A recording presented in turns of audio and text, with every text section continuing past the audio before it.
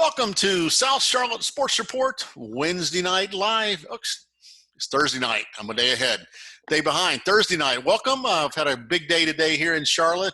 Beautiful weather.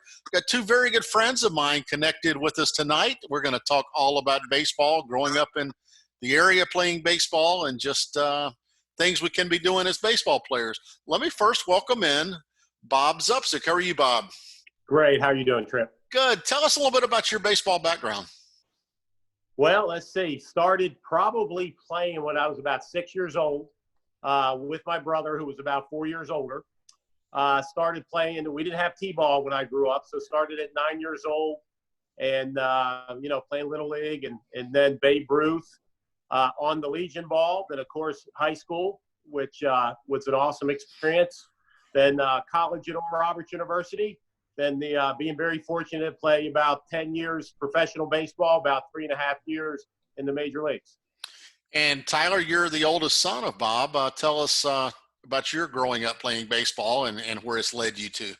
Yeah, so my baseball career is a little bit more boring than my dad's, but, I grew up playing in Charlotte, luckily, played at Old Providence Rec Association. We got some great memories there at Old Providence, playing with a couple of my close friends, which led me to got a couple of different middle schools, South Charlotte Middle School, then Weddington Middle School, then Weddington High School, then got the fortunate opportunity to play for Coach Hignite at Providence High School, which was one of the best baseball experiences of my life. That's where I truly learned work ethic, how to be a baseball player, honestly.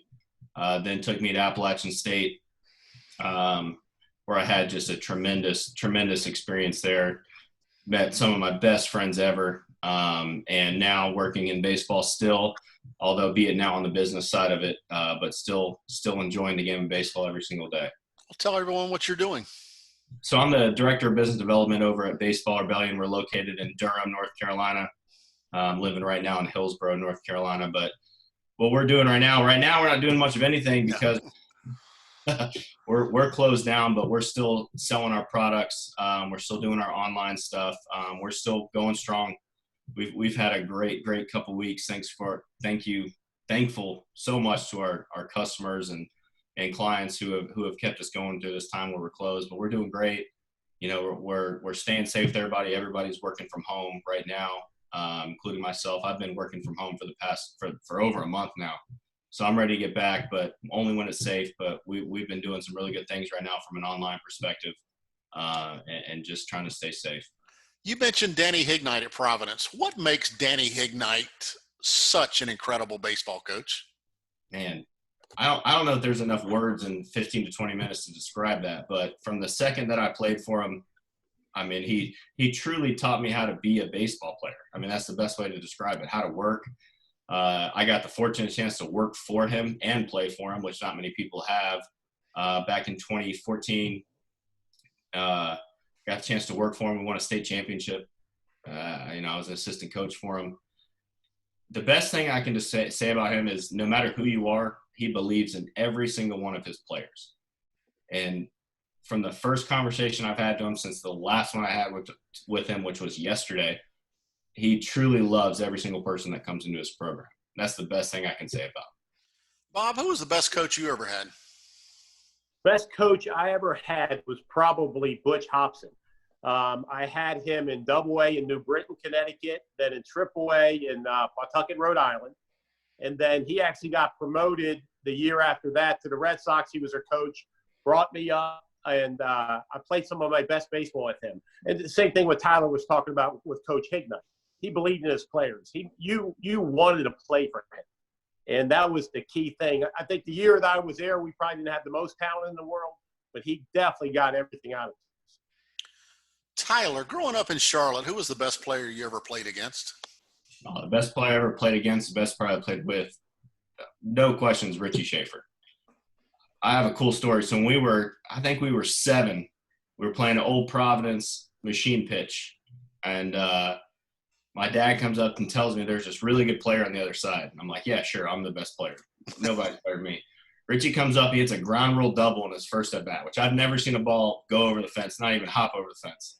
Richie comes up, hits a ball that hops over the fence, and I'm like, okay, this kid's pretty good. And, for the next 15 years, him and I were teammates and really, really good friends. So without a doubt, Alex Wood's going to kill me because I just talked to him the other day.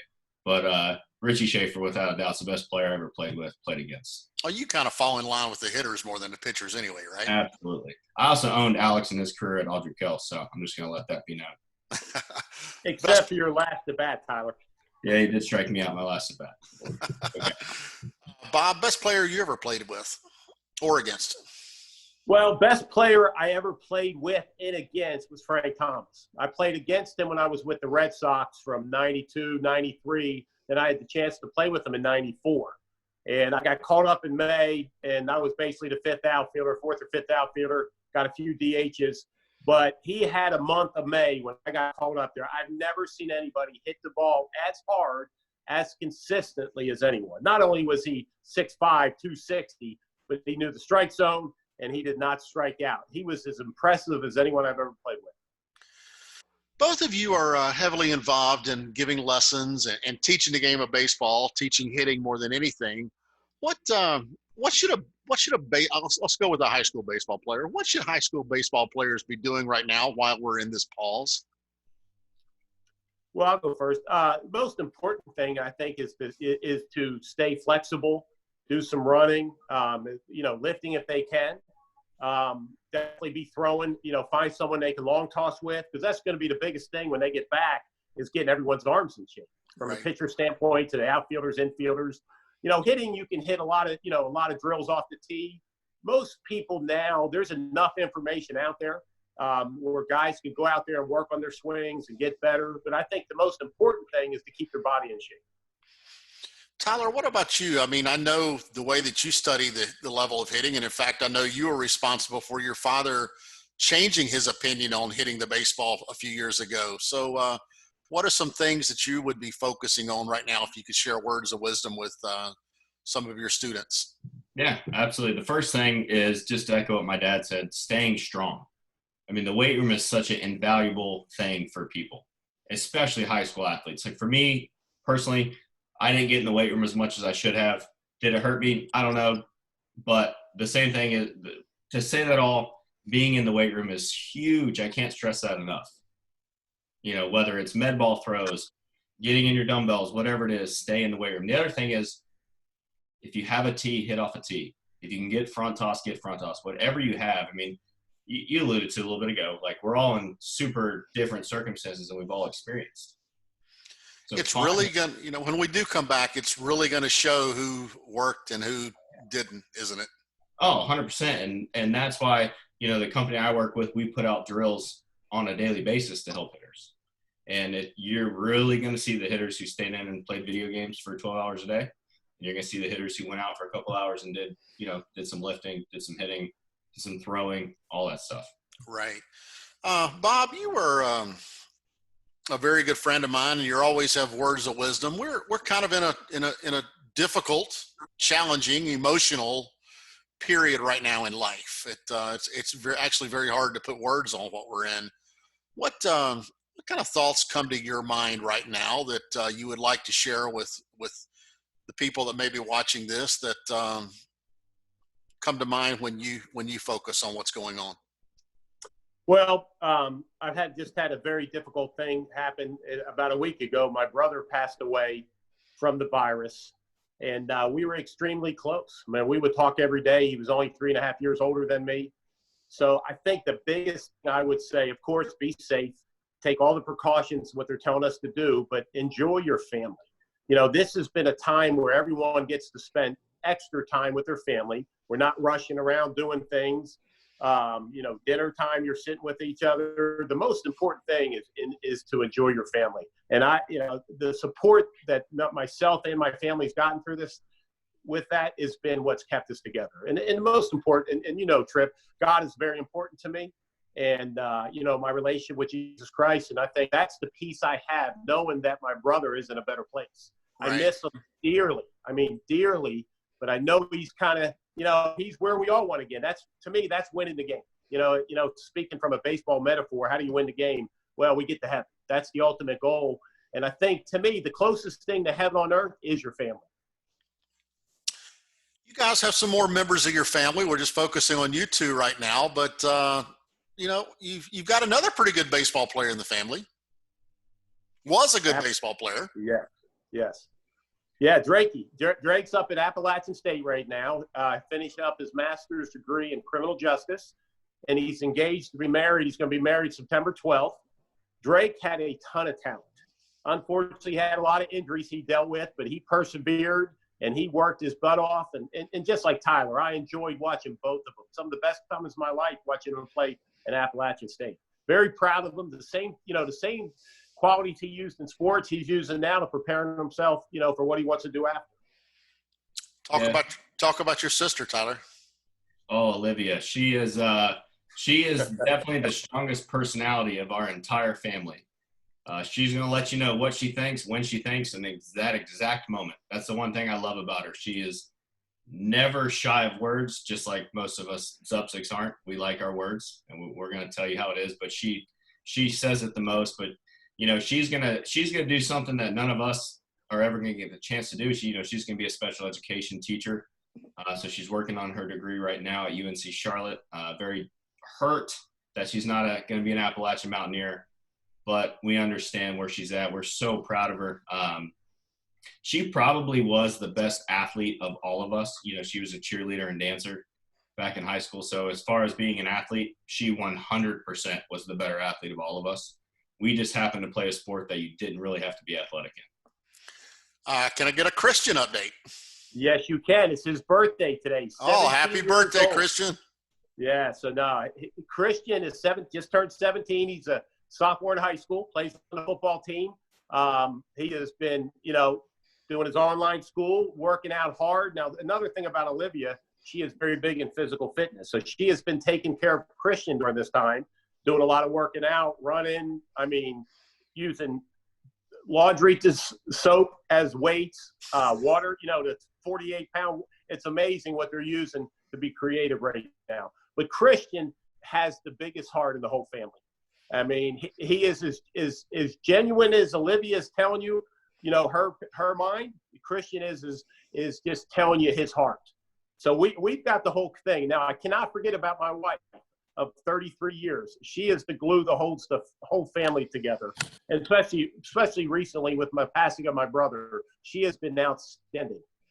More in love with her now because I'm getting to actually see her more than I have in a long time. Now, I can't remember the exact quote, but you were the featured speaker at the 13th Annual Greater Charlotte Hosto League Banquet. You also won the Lou Persudi Award. You said there were 3 things that were important in your life. Is that right? And they all started with the same letter, or? I already know. Well, I actually added the 4th one. It was Bible, Becky, baseball, and Bernard Motor Car Company. We added the 4th one since I am now working there. But, other than my relation with the Lord, she is number 1. And if you happen to need a car, where does somebody need to go to? Well, right now we are still open. We are an essential business, so we are helping people in emergency situations. Actually sold a car to a nurse and someone else whose car broke down. We are located in Rock Hill, South Carolina, right on Cherry Road, right near Winthrop University. Great cars down there and great service. Let's go back just a little bit because this is a Charlotte-based thing, and I want to talk some more memories of baseball in Charlotte.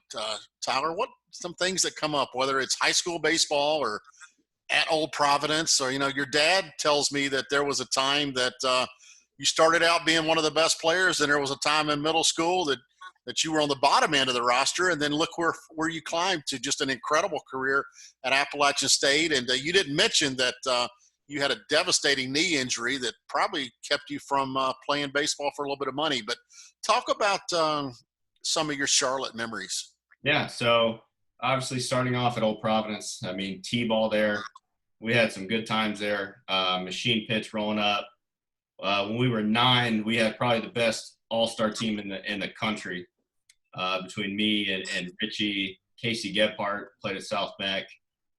We had a really good team. One of the funniest things that I tell even the clients I have at Baseball Rebellion is when I was 13, I was playing on the Charlotte Megastars, and I believe we were one of the very first, if not the first, Charlotte Megastar team back in 2012. around, or gosh, 2002, 2003, around there. And I remember I had a ground ball go under my legs at second base. I got pulled out of the game. And I remember my dad telling me afterwards, he goes, "Hey, if you're not going to be good, I'm not going to pay for you to play travel ball." I was like, well, I thought I was good, but I guess I wasn't. So he pulled me out of travel ball. 14 and 15, I played rec ball. I love telling that story because obviously my baseball career, I actually just started to get a little bit of talent later on, but he pulled me out of rec ball when I was 13, told me if I wasn't going to put effort into it and if I wasn't going to be talented enough, he wasn't going to pay for it. So I played rec ball when I was 14 and 15. And when I was 16, I was grateful enough to make the South Charlotte Panthers, which we had some of the best teams in Charlotte travel ball, North Carolina travel ball that you can find. I just think of the pitchers on our team. We had obviously Alex Wood, very, very, very established major league career, Luke Bard, Richie Schaefer, but without him kind of kicking me in the butt a little bit when I was 13 playing with the Megastars and then sending me to rec ball, I don't know if I would have had the drive to work like I did. And then obviously going back to the beginning of our conversation, I attributed a lot of that to Coach Hignite because he really, really taught me how to work and be a baseball player. Have you noticed that the South Charlotte Panthers have been putting out a all-time team over the last couple of days? They've just saw today that Whit Merrifield was the all-time what position? Second baseman. Second baseman. Yep. Alec Burleson was on the all-time team. The other names aren't coming. He's released Schaefer. 3 or 4 people. Richie Yep. was on there. He's released like 3, and Brian Holberton. That's the 4 that I've noticed. A lot of familiar names, isn't it? Yeah, and I've got to play with all 4 of those guys in some way or the other. And obviously, Whit has had the most established big league career. I mean, from the very first day I met Whit, he had this persona about him he was just very special. The way he carried himself, the way he played, how he approached everything. I mean, he's obviously from a career standpoint one of the best players I've ever played with, but he was just such a genuine person. Holberton, Holby, man, that dude could absolutely rake. Going back, Richie, obviously, and then that's a special group. And with travel baseball, how it is now, they get players from everywhere. And what Don Hutchins has done a great job is he's kept it as local as he can to get the best talent from around this area. Yeah, what Don has done has been amazing. His gift to Charlotte baseball is hard to even measure. It's been so big. What did you spend much time coaching Tyler, Bob? Well, yeah, I did. Well, I remember the very first time in between when I was still playing professional in T-ball, I would have him do a leg kick, and he wasn't very tall. He didn't really get big. That's one of the reasons why I pulled him out. He had a hard time adjusting from the little field to the big field. And if he wouldn't put the effort in, wasn't going to put the time in, this is something the parents who are doing this travel ball needs to know, is that they need to have the kids bought in. It is. It's a big expense. Plus, it's a lot of time. And these kids have to love it because pretty much at this point, they're going to narrow down how many sports they want to play. Is it going to be baseball? Is it going to be something else? But, I had the chance to coach him a lot of times. I say in the beginning, I had a lot to learn. Give you an example. This is kind of funny. He was 9 years old. He didn't hustle around third base when I thought he should have scored. Well, I happened to grab him probably a little bit hard. Nothing. When I get home that night, my wife goes, "If you ever do that again, you'll never coach again." So I learned my lesson. It is definitely a process as you play and as you coach.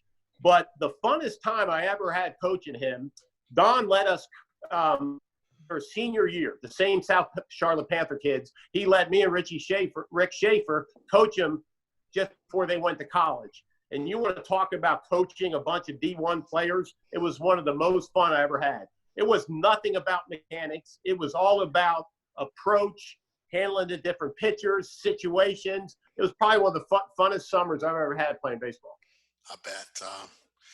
Well, guys, it has been my honor to have both of you here with me tonight. You're both very special people, and special to myself and special to so many other people in Charlotte. Tyler, I hope that you can get back inside Baseball Rebellion as soon as possible and start doing your job again, and that boy, that we can get these kids on the field. They need to be out there. I think as soon as we can get kids on the field, regardless of what sport it is, that'll really help in the healing of communities. So thank you so much for joining us, Tyler. Yeah, thank you. And Bob, thank you as well. Please tell Christian happy birthday. And I sure will. And thanks for everything you do. No, it's been fun. So thanks everyone for watching tonight on South Charlotte Sports Report. We were honored to have these two here. We'll be back again tomorrow night with more special guests. Thanks and have a great night.